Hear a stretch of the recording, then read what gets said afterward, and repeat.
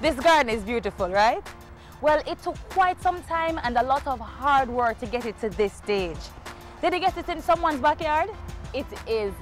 Backyard gardening is one sure way of eating healthy and saving money. Today, both you and I will be learning some important pointers on growing our very own garden. So, come, let's dig some dirt. With me is Master Gardener Rashida Linton. She'll be telling us what to consider when choosing a location for a garden. Rashida, this looks like a good enough location. It is. This is quite okay. You need to ensure that your property is located in an area that receives anywhere from 6 to 8 hours of sunlight per day. In fact, you need to also ensure that it gets adequate amount of water. It could be either a water tank, a roof gutter, or just a simple tap. You know what? Chris, he's well informed, very experienced. This is his property. He'll be able to tell you anything you want to know. Chris, this is Kerry. Kerry, this is Chris. She's interested in farming. Please tell her anything she wants to know. See you guys later. Okay. All right, later. Chris, look like we're going to do some farming. Good. Yeah, all right.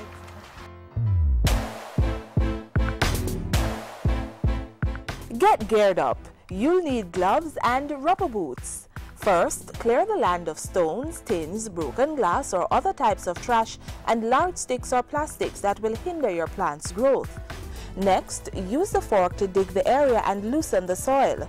You may want to make sure that you fork at least 10 to 12 inches or roughly 25 to 35 centimeters so that your plant roots grow easily. This is also the time that you should add whatever animal manure you have to the soil. Also, you may consider adding sand to improve soil structure and drainage. You want a nice crumbly texture. How much manure do you need?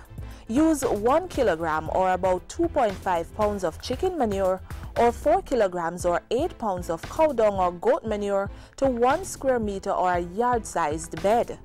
Fork the manure well into the soil and keep forking to mount a raised bed that is at least 3 feet wide or 90 centimeters and 20 to 30 centimeters or 1 to 12 inches high. Keeping the width at 3 feet will make it easier for you to sow, weed, water and reap from the outside in without having to reach too far. To further ensure that your soil is free from pests and diseases, cover the soil with plastic for a few weeks. Cut large garbage bags down to the side seams and lay them on top of the soil to cover. You can use stones around the edges to keep the bags in place. The plastic covering will allow the soil to get heated in the sun, and over time this will kill most of the insects, pests and viruses that might be living in the soil.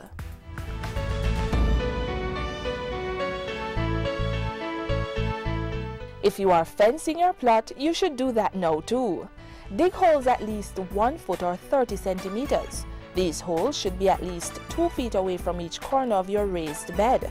This will give you enough room to walk around as well as bend for sowing, weeding and watering. Next, one by one, set your fence posts in each hole and fill them in. Then, nail chicken wire around your plot, making sure to leave an opening for entrance and exit.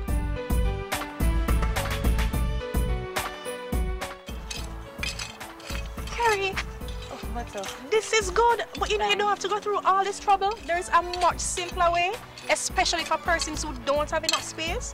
It is called containerized gardening. You need to ensure that you have access to a good amount of water along with 6 to 8 hours of sunlight per day. In fact, Bridget has a containerized garden. Let's go and see her. All right. Chris, thanks. Thank you.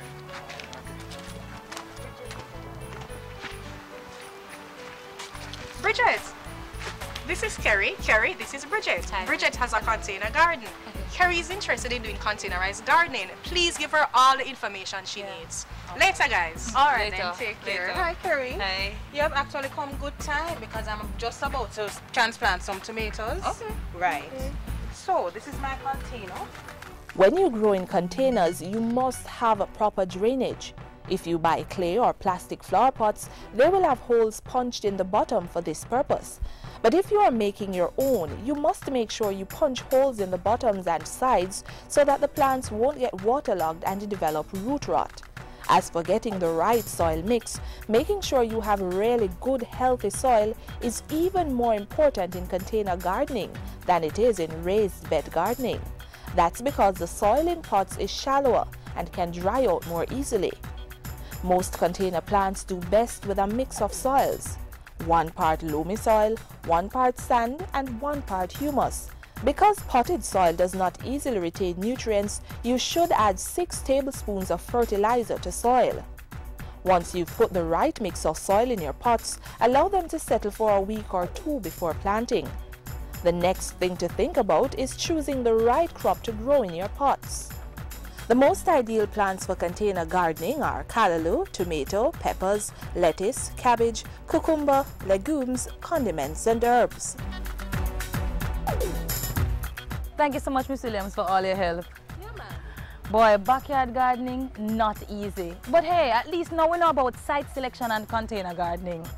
Backyard living, not bad at all.